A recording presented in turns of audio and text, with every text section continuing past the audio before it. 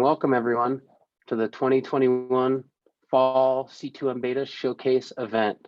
We are so excited to have everyone here, and we really appreciate you taking time out of your busy day to learn more about the startup ecosystem throughout the Northwest and Montana.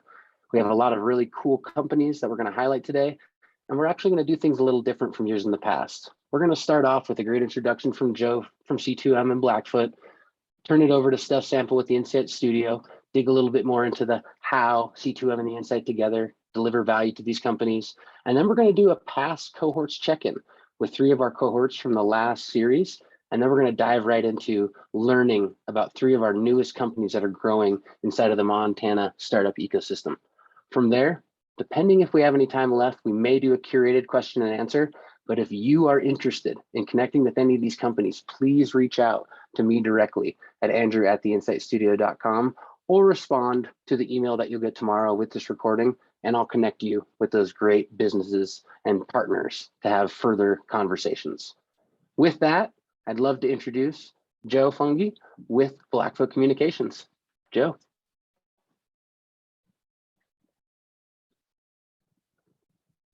Thank you, Steph, for working on the spotlight. We're spotlighting here.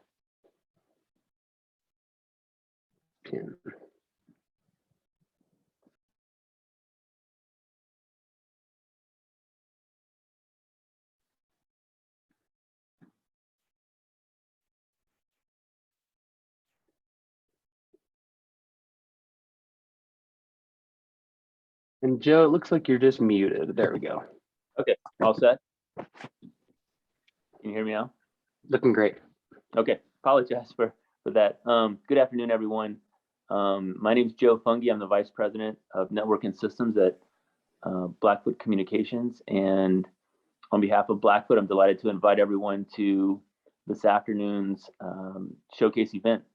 I noted it said the fall showcase event, although the amount of snow here in Missoula the past couple of days definitely makes it feel like winter. So anyway, I hope everyone's doing fine.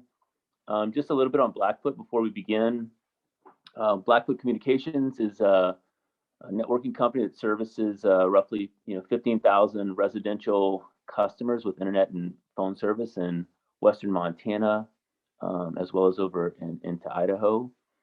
We also service a wide range of enterprise customers, hospitals, and banks, providing networking solutions at the regional and even national level. And we also provide a fair amount of cellular backhaul for a number of the national players when it comes to cellular service. And so C2M is kind of an outcropping of those core business functions. It is a natural fit for Blackfoot because of the technology as a starting point. We have a lot of technology in our core business, but it's always great to be connected to other businesses that are doing interesting things that are a little bit outside of our current space. You'll see a lot of that today. We've also seen businesses in the telemedicine and e-commerce space as well. And more importantly than the businesses in technology, it's always exciting for us to be connected to different people doing different things in different spaces. So we're excited about the technology. And secondly, C2M is a natural fit for Blackfoot because Blackfoot was founded as a cooperative roughly 60 years ago. And part of our roots is giving back to community. And we do that through lots of functions, whether it's rodeos or educational events, the library, many ways that we give back. And so C2M gives us a unique opportunity to give back to early stage businesses. And I always like to think of it as a way to give back to businesses just where Blackfoot would have been 50, 60 years ago. We're a few ranchers, strung up some copper to build a phone system, basically, because Montana Bell thought that it was too expensive to provide service in rural Montana.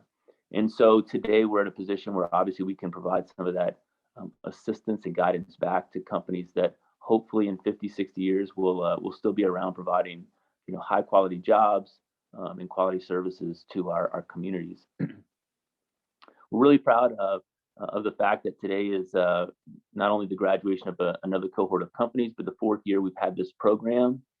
And so we're super excited to get on with the show. Before we get there, I want to say a few specific shout outs.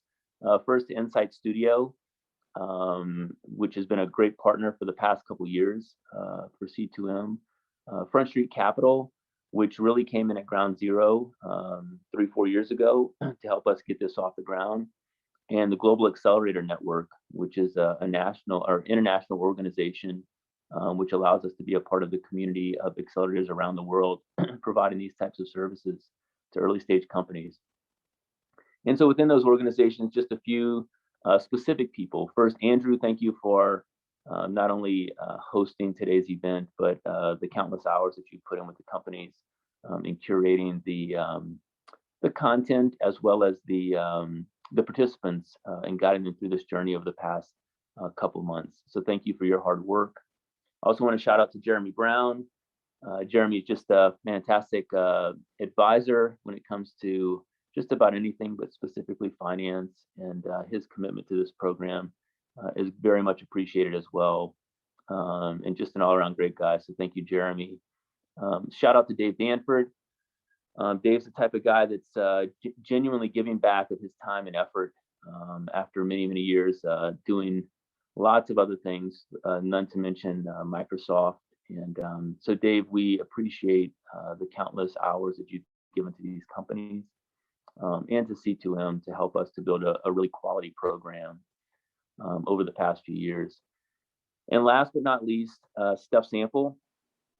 I remember this time roughly last year, we were still all sort of reeling from year one of COVID, and we were trying to figure out how to really build a sustainable and a scalable program that could really survive in a virtual environment. Even though that wasn't our desire to be virtual, we knew that was going to be at least a part of the reality for the next year or so. And so I'm just so incredibly thankful for the partnership of Stef, because she was able to help us put this program together. And this year we'll graduate through 2 different cohorts, almost 10 companies. And so that's actually equal to what we've done in the previous 3 years combined. So thank you to all of those partners. I want to say congratulations to the cohort companies of today, as well as those from the past. And with that, I think I'll turn it over to Stef. Thank you.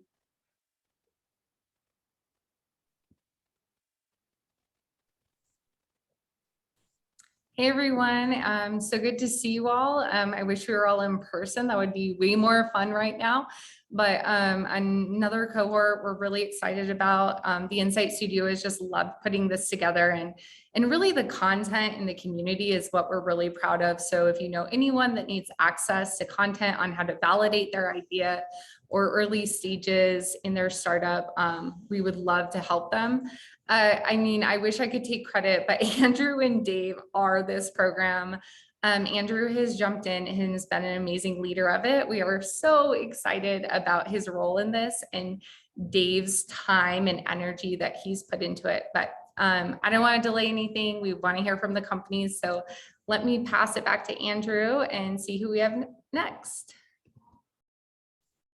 Thank you so much for that wonderful introduction, Stef, and Joe as well. Again, we want to thank all of you participants for joining and spending some time with us today. And a big congratulations to all the current cohort participants and all the participants of the past. To really create a showcase event, we said, how can we improve this year after year? And one way that we wanted to add the next layer of excitement was to take a look back and to talk to some of our past cohort participants.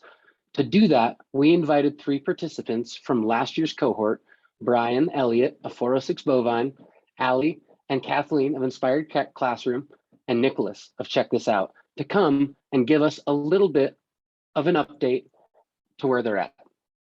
To make that easier for everyone to understand, we're going to put them on the hot seat and first say, tell us a little about yourself, give us your 60-second pitch, and then give us that quick update. And so to do that, we're going to start off with Brian Elliott. Brian, are you ready? Yes, sir. Hey, there you are. Thank you, Andrew. Appreciate it. Happy to be here. So I'm Brian Elliott, founder and CEO of 406 Bovine. At 406 Bovine, we develop APIs for software management platforms within the cattle industry. Currently, we are developing facial recognition to improve the identification process, which serves as the foundation to cattle management software.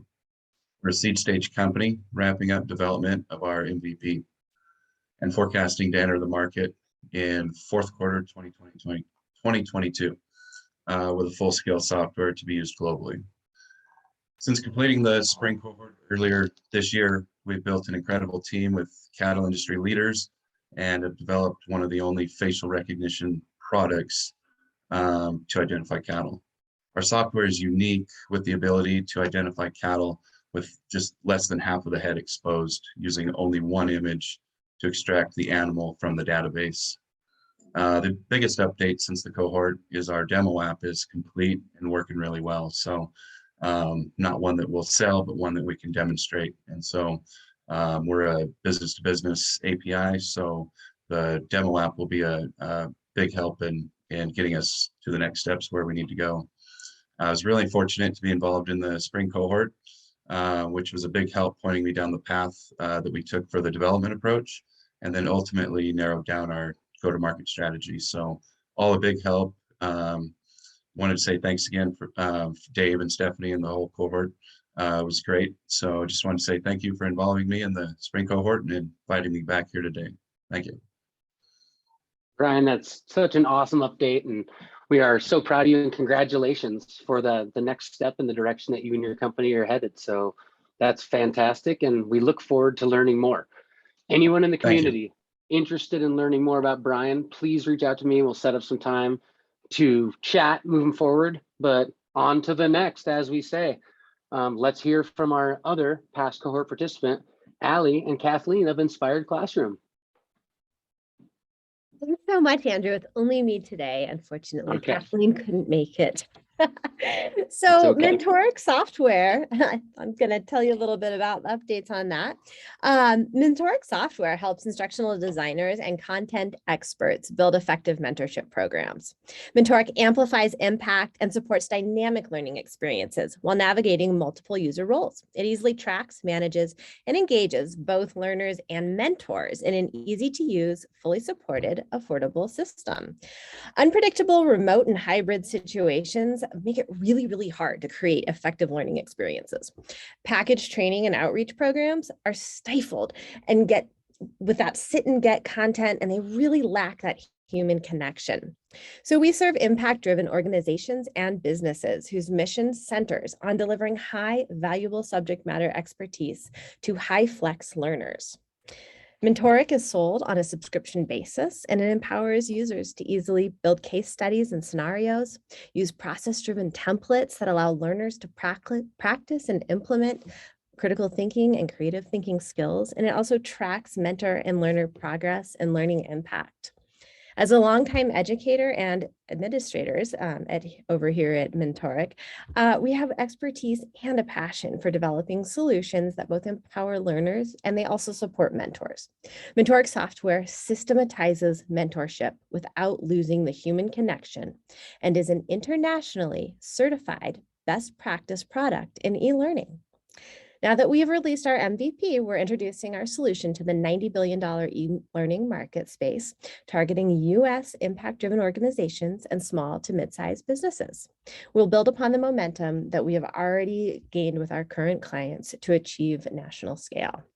And so what's happened over the past 6 months since the first cohort is that we've had a small pivot. And originally we were selling mainly to nonprofits and organizations.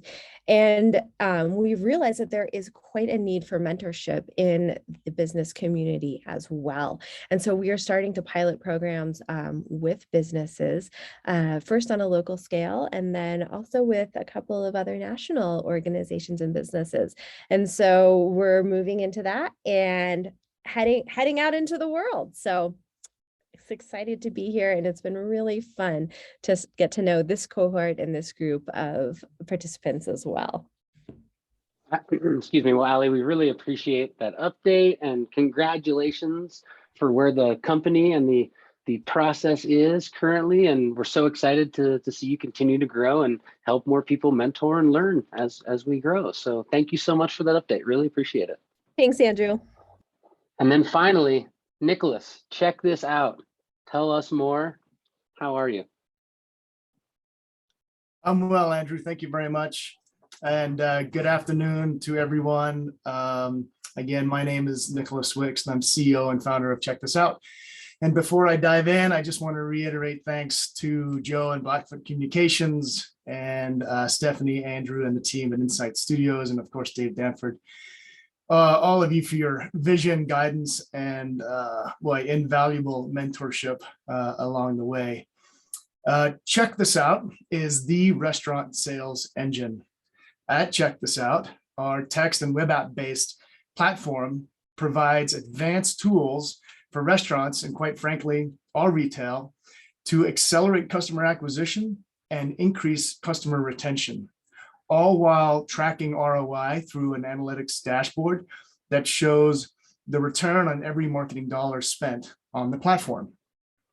Now, on the side, I'm also managing partner and co-owner of a roughly $2.5 million high-end restaurant in Bozeman, Montana called Feast Bistro. So I get the pain and the hassle that restaurateurs face in getting new customers through the door and encouraging their existing customers to come back more often. And to be honest, I am not in the kitchen, so I feel like I can say this. Our food is really good, and you would think it would be easy, but it's not. Until now, Feast has, along with our 9 other clients, Feast has been on the platform for over a year and using the campaign, the customer retention module for the past 6 weeks. And this has been a complete game changer for our business in that it gives us a way to engage our existing customers through text, through rich media text, and also giving them an opportunity to invite their friends, their loved ones, their family to join them at Feast by offering them discounts in return for a credit. And that's the customer acquisition side of the platform, and it's all trackable. So if it weren't for C2M beta, we wouldn't have gotten to where we are now with 10 paying clients, paying anywhere from $1,000 a year to projected to $15,000 over the year. And it's the solid foundation that Dave and the Insight Studio team provided for me in refining our value proposition and giving us a solid foundation to grow from. So I'm incredibly grateful to all of you, and thanks for inviting me back today. And it's fun to see so many familiar faces. And I'd love to chat with anyone that has any follow-up questions or feedback. Thank you. Thank you, Nicholas, and killer update. And everyone in the Bozeman area has to definitely check out the Feast Bistro. It's beautiful. And I had a chance recently to connect with Nicholas and see the app, and I'm getting notified. And it is starting to change my purchasing behavior when it comes to delicious food in this metropolitan area. So thanks again, Nicholas, and we really appreciate you joining. Thanks, Andrew. Yeah, of course. Thank you so much. And thank you to all the past cohort participants. As we continue to drive this into the future, our goal is to continue to bring in the companies from the past and really enliven each other's experiences with how things are going and progressing to keep this community engaged. So as Nicholas said, and as I'll continue to reiterate, reach out to me directly and we'd love to set up more time to chat. But so cool. Awesome update from our past cohort participants. And without further ado, now is what we've all been waiting for. Let's hear from our current cohort participants. This year, we had a number of different cohort companies participate, and the 3 that have made it percolating to the top, the cream of the crop, we have 2 Revel, who are Sarah Moyer and Angela Gruss out of Billings and Missoula, Montana, respectively, Gatherboard with Molly Bradford out of Missoula, and Chase Bartlett with Bridgeable. We're going to be kicking it off and starting it with Sarah. Sarah, are you ready? I am ready. All right, rock and All roll. right. Let's pin, I'm gonna get you pinned on the screen with me here. Here we go, perfect. All So right. Sarah, as we discussed leading up to this call, we have a number of great questions really focused around everything that we learned over this last 12 weeks. So just like when I first got to meet you, and just like a lot of these people for the first time, tell us a little bit more about you. Yeah, so I am Sarah Moyer. I am owner and operator of Project Lunch. I am CEO and co-founder of 2Revel, and I am the executive director of Eat, Share, Give, a nonprofit in Billings, Montana. And for 2Revel, what we really aim to do is empower and equip restaurateurs with the tools to make to-go meals legendary, to give them an experience that they can provide outside of their four walls. So what we're really aiming to do is we're looking at what has happened with the pandemic, and it's really geared people towards eating to go. And so what we're providing is this amazing experience that restaurateurs can continue to provide what they dreamed about in other people's homes. No, that's so cool. So let's break it down a little bit here, Yeah. starting with that vision that you're really focused on. Tell us about that vision and then how your company really works to help solve that vision or get to that space. Yeah, so really what we envision is a place where restaurants aren't failing because they can't provide a wonderful experience. We envision a place where, just going back to me personally, I live my values. It's all about our values and what we are doing as a business that can be different and legendary for those other companies. And so really empowering them to be able to really provide, sorry, getting a little choked up. Let me take a drink of water. Oh. No worries. I splashed all over my face. We really just want to create such a wonderful experience that no restaurant has to close their doors because they can no longer allow people inside their four walls, or with the rising costs that they can't provide something that is just stellar. Very cool. So let's drill down then a little bit further to that specific problem that you're looking to solve with this audience. Then tell me a little bit more. So what we've really noticed through the pandemic especially, and this is something that has been an idea for long before the pandemic, but it really brought it to light, is that when we order to go, there's a disconnect between what that restaurateur or chef went into business to do, and to really create joy and creativity on a plate and presentation and quality. And when you can't control that outside of your own walls, it lacks. So we get things that are delivered that are sloppy, that are no longer to temp, that don't have the allure of something that you want to eat. And you lose those customers time and time again when you can't control that experience. And so that's a huge problem. And we're seeing that happen. We're seeing really stellar places close because they can no longer provide what they want to for their people in a growing market that is geared towards people eating in their homes or in large cities where people go and they're ordering and there's just rooms full of to-go items, because it's a reality that in most big cities, people are eating to go 5 days, 7 days a week. And it's just not the quality that these restaurateurs had in mind. I think that's a great articulation of the problem you've identified, Sarah. So kudos to you. That leads me into asking, who are your customers? And who are the people that are paying you as the company 2Revel to help solve that problem? Yeah, so our customers really are those chefs and restaurateurs. They're these people that may or may not own, 50 companies, but they own small companies like Feast. And they find that they're missing out on those really wonderful experiences. And so those are the people that are paying us to help them create an experience with a full wraparound service where we provide the platform, which is what we've created. And then we have already partnered with companies that provide the serveware, the napkins, the silverware, the stainless steel containers that can provide this beautiful gift of food to their customers. Oh, that's really cool. And if then those customers are the restaurants, the restaurateurs and chefs, when you're promoting this product, tell me more about maybe that audience from really a bottoms up perspective. Are we tell me about that. Yeah, absolutely. So really, when we talk about bottoms up, we're talking about going from one business and up, because we've done a lot of analyzing the whole market down, but really talking about one restaurant. So if we talk about one restaurant in Portland, Oregon, that takes reservations nightly, that's who we're really targeting, are these people who take reservations. We're not targeting Applebee's, we're not targeting fast casual, we're targeting really well thought out restaurants. So we talk about that one restaurant, and I'll move on also while talking about this to the cost.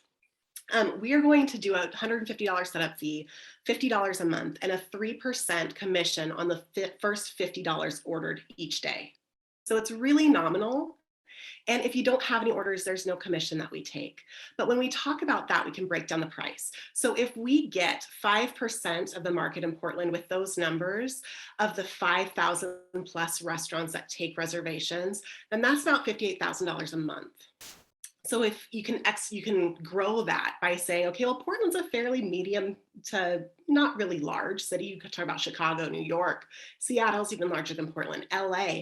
You talk about these markets where people are wanting to see this beautiful experience and having that joy in eating and sharing with people. And we can really see how that can be extrapolated to larger.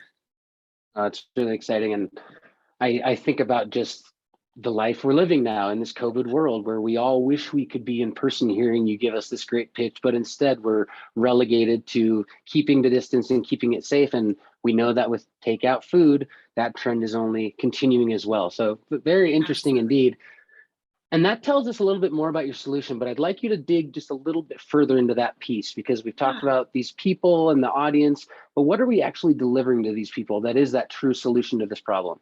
Yeah, so we're delivering the number one issue, and let me just tell you also why this is important to me and what makes me passionate about it. And that is because for the last 4 years, my business, Project Lunch, has exclusively served in reusable stainless steel containers delivered directly to offices, and we get those containers back.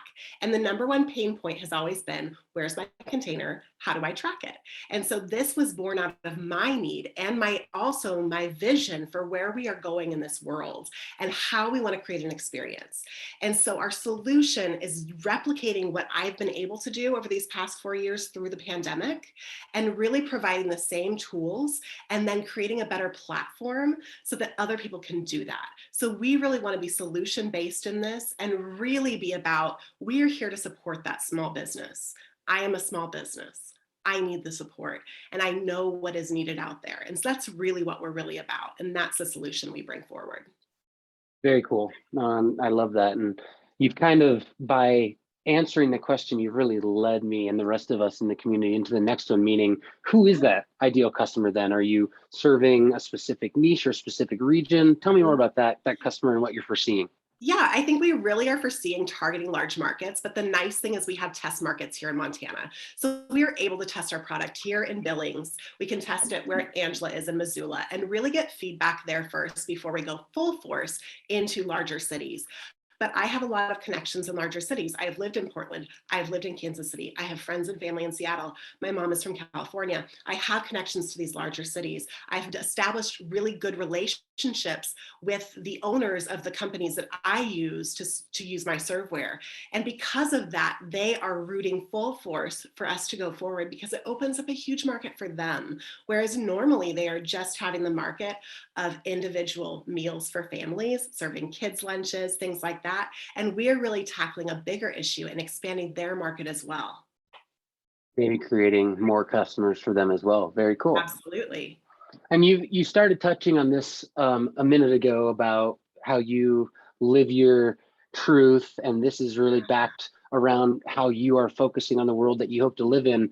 But I want to know more about that solution and the value that solution really drives to these people, enabling their gains, solving their pains, helping. How does this help? Tell us a little more. Yeah, so we touched a little bit on the pains, right? The pains currently of delivering with restaurants.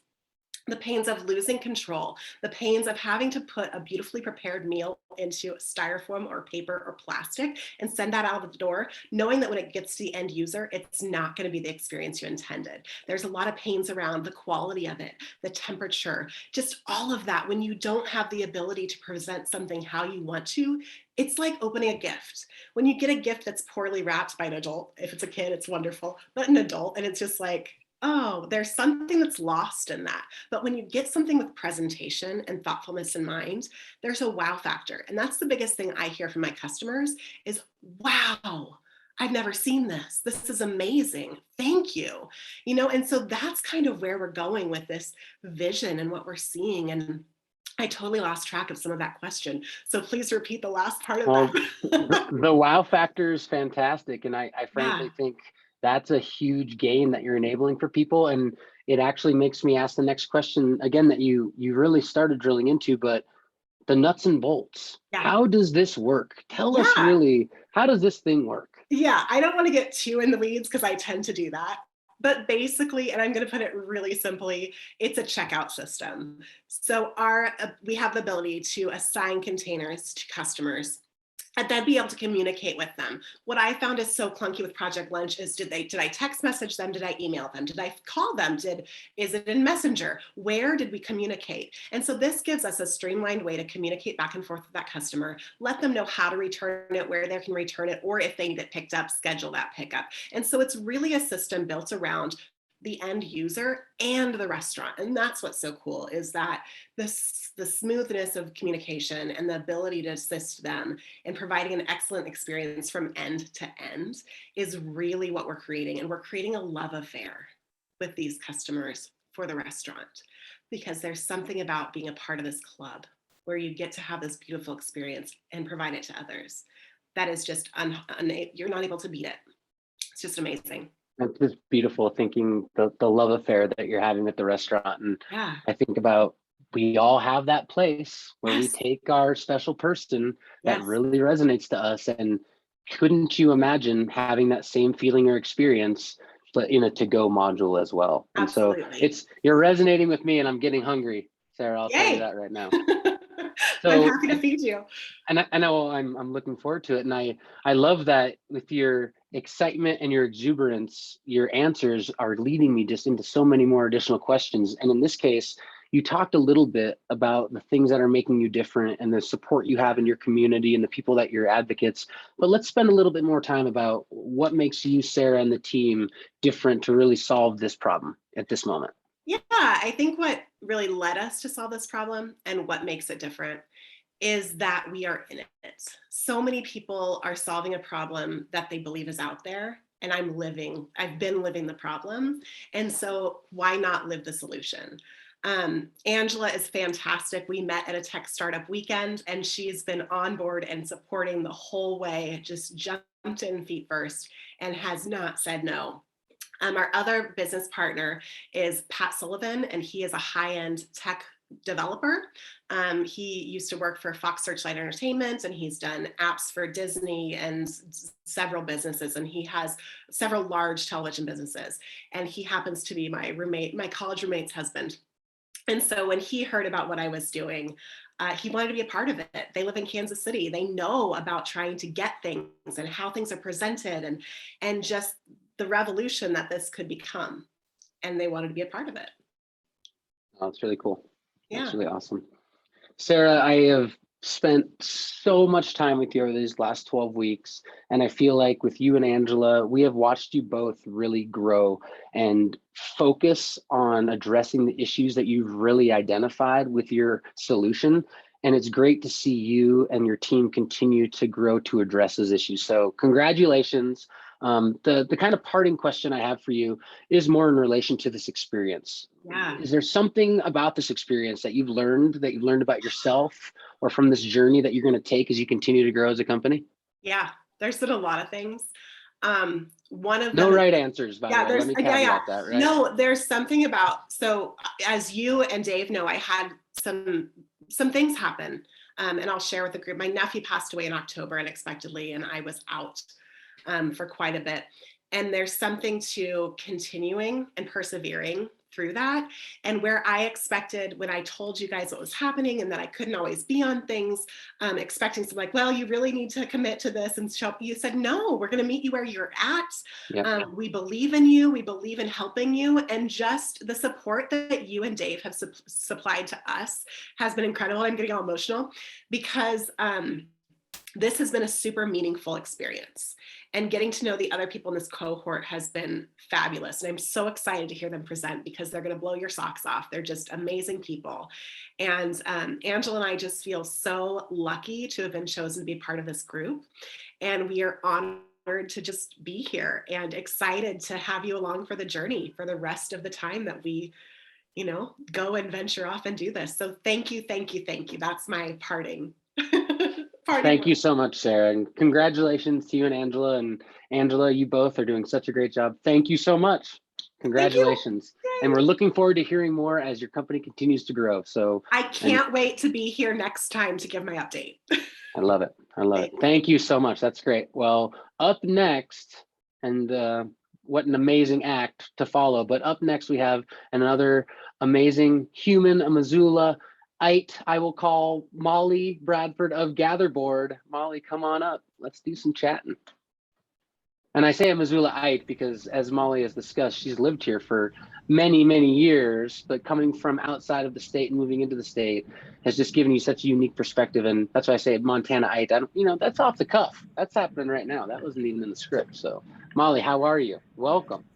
I'm good. I'm like a little verklempt from Sarah's emotion, and half the people on this call who know me know that like I'm a bit of a crier, and so it's like I'm either crying or cheerleading you or a little bit of reverence. So who knows what's going to happen? Oh, that's exciting. Well, with that, I'm just going to throw you right into it. Molly of Gatherboard, tell us a little bit about you. Yeah, so like you alluded to, I'm a Missoulaite or a Missoulian. I've lived here for 23 years. Originally from the Midwest, and my entire professional experience has been as a small business expert. I cut my teeth actually at Blackfoot Communications 23 years ago. It was my first job in sales. And then that led me to the Alt Weekly, based out of Missoula, covering Western Montana as their lead and highest grossing ad rep. Then I went to one of the first ever online news journals, ever in the online news journal world, that was oddly venture funded and based in Missoula, and took what I knew about newspaper and learned all about online. And that's where I met my business partner, Colin Hickey, who had started a community event site and was incubating at that newspaper and that online newspaper. And sadly, during the previous recession, when the Rocky Mountain West felt the bubble burst, newwest.net sunsetted, and we took back MissoulaEvents.net and Missoula Indoor Ads, and then turned it into Gatherboard almost 8 years ago exactly. So I started Gatherboard with an infant and a kiddo at home, and we have been sort of crushing the co-working, co-parenting scene for like 8 years already. And just really maintain my role as an active and engaged community member, because that directly correlates to my success as a local community engagement expert for all of our customers. So there is a lot leading up to this moment of Molly at Gatherboard 2021 leading into Molly 2022. So maybe let's drill a little bit further and talk about that vision of Gatherboard into the future and the company of Gatherboard as well. So Gatherboard, which we haven't even said, like, what is it? So Gatherboard is a freestanding community events listing platform. It's a place where all of the players in the community and the residents, the businesses, tourists can find everything that's happening in your community in one place in chronological order, organized, color-coded, shareable, like you want it, you got it. And the vision for Gatherboard, we create inclusive community connections. This is the reason why we exist and why all of our customers exist. But I just want to back up really quick. So on Friday, MissoulaEvents.net turns 16 years old. And back up 16 years, Missoula had about 70,000 people and 27 calendars or community event sites. Total disservice to everyone involved. And my business partner, who was a music promoter, was like, we can't even have 2 rock shows on the same night, because then there's not enough people at each show. We got to do something. And now, fast forward, of course, there's still a half a dozen of the sites you'd expect to be listing, and MissoulaEvents.net, voted one of the best sites in Missoula. So we took that and we turned it into Gatherboard because other people wanted it. And today there are about 40 sites across North America. So the vision is to have there be hundreds of places that, well, right now they wish they were Missoula. They still have 27 crappy calendars or event listing sites, and they can't find something to do on Saturday night. And we want to unite and strengthen those communities economically, socially, and emotionally. We want to help them tell their why story in this place. Why would I even bother to live here or work here or play here? And we want to make it easy and successful for them in the process. That's great, Molly. And I think that vision it's really cool to see kind of where you've come from and where you're going. And you started to paint a pretty clear picture for us, but I want to just stop and drill in a little bit further. Kind of drill in and tell us that problem again that you're facing. What, you know, is it the 20 calendars? Is it the lack of understanding what to do? Really drill into that for us. Yeah, I feel like the problem and the person whose problem it is are a little hand in hand. So maybe Great. this will weave a little bit, maybe not, but the problem, managing a comprehensive and robust community events listing platform. And you've heard me say calendar a few times, but I think we can all agree in this cohort that the aha moment was that 8 years ago and 15 years ago, this was called a calendar. But now it's went from web 1.0 to 2.0 into 3.0. And people, a calendar is very different. A calendar is like the 87 color coded things that make you not lose your mind in 1 week. And I had to stop using that word. People didn't, they thought it was calendaring or scheduling, and really it's event listing, right? So managing a comprehensive, robust community events list is necessary for all of our customers, for these community connectors. And we'll talk about this person called Linda, whose job it is. She's probably already in community management role, like at a chamber or a downtown association or a community development corp. She's already managing these listings, and it's terrible for her. She has like a free Google plugin that's awful, something that she can't sort or share or gather community generated content on. So Linda has a lot of problems. It's either free and broken. It came with an existing content management system she has that was designed for chambers or Main Street associations, but it's just not very good. Or it doesn't allow for the collaboration of the partnership organizations in her community so that they don't have 7 different calendars. They can all unite on one. Save some time, give us that centralized hub to know what to do and how to manage our time. Interesting. Yeah, and not only would it save some money by saving time, but there are opportunities to make some money or use it as a complement to those membership services that these organizations are already doing. So do you envision these customers then, maybe just drill a little further in that case then, the specific customer that you're envisioning utilizing this Gatherboard 3.0? Yeah. So it's so interesting because we have been doing this very in-depth research of these 40 current customers and few of our past customers that we sadly lost during, lost as customers, didn't lose them as people during COVID. And there is there's like not a demographic. It's not even like, there's not even a geography. I mean, Montana has loved Gatherboard, and there are 10 active sites, which is amazing in our state of, 1 million people. But what we're finding is this correlation of not only the psychographic of the customer, but also the psychographic of the community. So the person who's and community management and economic development got really robust about 20 years ago. And there's been in the last 2 to 5 years, a bit of a changing of the guard. So what we're finding is now suddenly there's these newer, slightly younger people in this community development space. They're, like I said, at a chamber of commerce, an economic development district, a community development district, Main Street Association, downtown association. So we put them all in that pocket of that like kind of crossover of community and business development.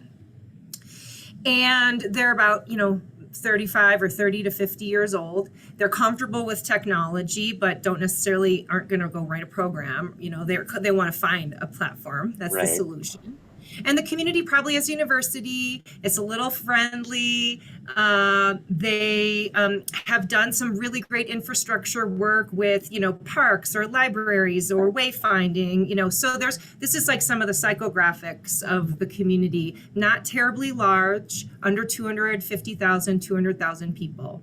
And the person that would choose this platform is also passionate about their community. They see themselves as one of the local heroes, like as the community connector. And that's their role. And like I said, they probably already have some sort of solution, and it's not working. It's a waste of time, and it's not collaborative. It's not shareable, and they can't make it work for tourists or residents or businesses. That immediately makes me think, well, that sounds like a lot of value that you'll be delivering to those potential people. So take me right down to that next piece, Molly. You're walking me right down the path. Yay, it's like I went to this accelerator and you guys taught me how to do that. Incredible.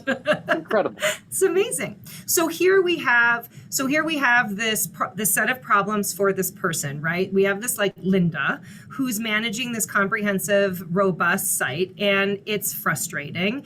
They don't have the features they want. They don't have the collaboration that they want. They've already invested a significant amount of money in infrastructure or downtown master plans or other things. So they're probably spending money on a content management system, a CMS, and they want to partner with other players. They don't want to keep, when the internet first came out, a lot of people felt a scarcity mentality. And I had to transition from this coming from newspaper to online. Even though if we wrote more or sold more, you could print more pages, but it was like, these are the number of pages, or this is the number of the time in the day for radio, or this is the amount of time in the day for television. And the internet offered us a concept of abundance. And I'm middle-aged, 46. So like I'm an immigrant to this, and I get it. But everyone younger than me is more native to it, and they understand the abundance of this space. And what we're noticing is the 27 calendars was everyone taking the scarcity mentality and applying that to the internet. And now all these people are saying, well, even though we're different organizations, we could have greater abundance if we collaborated on one awesome tool. So we designed Gatherboard with this community in mind. It is a freestanding platform. It's not a plugin. It's not like a tiny little window on the corner of your site that the Downtown Association owns, and the chamber's like, well, I don't really own it either, and now I'm not going to collaborate with you. So it's like a mini WordPress or Squarespace. You have your own domain name. It launches as a complement to the efforts that are already happening. And while there's one person, the Linda, that like leads the charge, and of course there's one person that signs the paper and pays the money, often, and in most communities, there are actually 3 or 4 players that are collaborating on this being the penultimate space to connect local business and residents and tourists. So that portal, that is really how it works, is where that person can be the portal administrator, but then you can have all these collaborators to kind of create that hub. Yeah, and because it exists as its own space, it actually has these amazing search engine optimization opportunities to be found, but then refer back to these participating organizations. It means it's more easily found by tourists, generally new residents or existing residents to your community. And it's also then very easy to share these custom feeds across the community. So it's pretty amazing. And like Sarah, I just kind of got lost in that question and rambled for a minute. I'm sorry, Andrew, Molly, bring me back. Yeah, that's okay, because we got to keep charging forward. And the last couple of things I'm going to ask you, one is, with all this information, just give us just a quick minute of what sets you up, what makes you different and gives you the ability to really solve this issue for this community, because I feel like it's such a relevant one. Yeah, well, we talked about how it's designed with community in mind, right? This freestanding concept. And so I'm not going to beat a dead horse on all that we were talking about. That is the major difference between us and all of our competitors that are already out there. And I do want to just talk about that audience a little bit too. It's interesting. We're in these 40 communities, but really, if you look at how many Lindas are out there in these progressive communities under, 250,000 people, there are 175,000 Lindas doing community management and community connectors out there. And so for us, the picture that I want to paint is we can take this platform and this solution to them, and we could take all this new information we have, this marketing, this analytics, and apply those correlations to a strategy and continue to be self-funded, which we have been for the last 8 years, and gain we're looking at 500 over the next 3 years of these Lindas. And that would take us to an annual recurring revenue of about $2.5 million. And so the thought for us right now is, do we just keep growing organically, or do we put a little extra gasoline in the fire and not go for 500 in 3 years, but go for 1,000 in 3 years or more?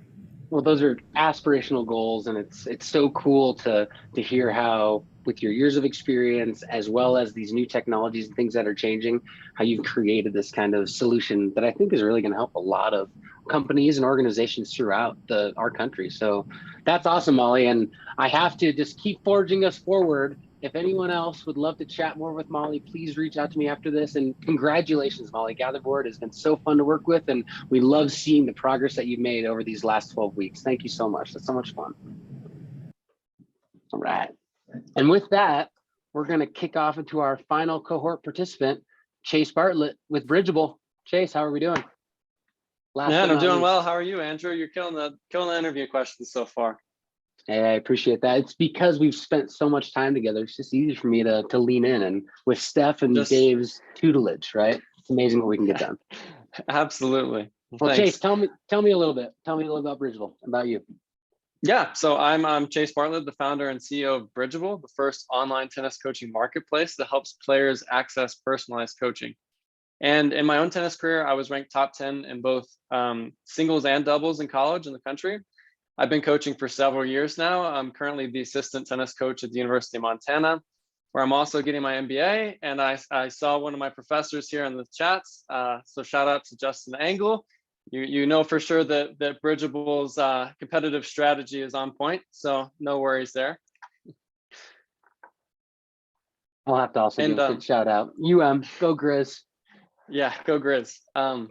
Yeah, and I can dive into the vision and our company a little bit more as well. So well, yeah, Chase, that's exactly what I'm wondering, because with your background and being a tennis pro and having all of this experience and insight, tell me about that vision and what you envision Bridgeable doing and bringing to the larger community. Yeah, so over the past couple of years as I've been coaching, I started to understand that as a kid, I was extremely privileged to have been able to access good coaching. And the unfortunate reality is that most players don't share that privilege. And that's why at Bridgeable, our vision is to put great coaching in the hands of anybody who wants it, anytime and anywhere. And so Bridgeable is an online coaching marketplace that connects players with amazing coaches, regardless of time or location, to give them advice that's specific to their game and their problems. So we're able to foster lasting virtual relationships by eliminating the traditional barriers to coaching, such as time, location, and cost. That's great. You've completely, like Molly before you, led me to that next question, saying, drill down and tell me a little bit more about that problem. So spend a minute more on that before we head to the people that you're helping solve this problem for. Yeah, sounds good. And honestly, it may be easier if I can tell you a little bit more about the person who has those problems, and then we can dig into the problems if that's cool. That sounds great. Yeah, tell me more. Yeah, so like I said, over the course of my coaching career, I've sort of seen there's one particular type of player who gets stuck at some point in their career, and like Molly had Linda. I can call this guy maybe Matthew, and we'll even pretend that they're friends. But when Matthew first started playing tennis, they definitely are. When Matthew first started playing tennis, he was mostly self-taught through YouTube videos to learn how to hold a continental grip on his serve, and he's been playing for several years now, and so he's been incrementally getting better and better to the point that he's now like an intermediate level player, and he's practicing 5 to 10 hours per week. And the most important thing about Matthew is that he loves tennis and he desperately wants to get better. But there are a couple big problems that Matthew faces. The first problem is that Matthew feels stuck. And despite playing often, he hasn't made any real improvements for about a year. And even though he knows there's specific aspects of his game that are holding him back, he doesn't really know what he needs to change to get better. And the second problem that Matthew faces is that Matthew doesn't have access to the coaching that would actually help him get better. So, Matthew would take weekly private lessons if he could, but there's only maybe 5 or 6 good coaches in Montana, and maybe one of them's chatting with you right now, Andrew. But that's right, and you're taken. I'm taken, and that's the problem is that most of these coaches are taken.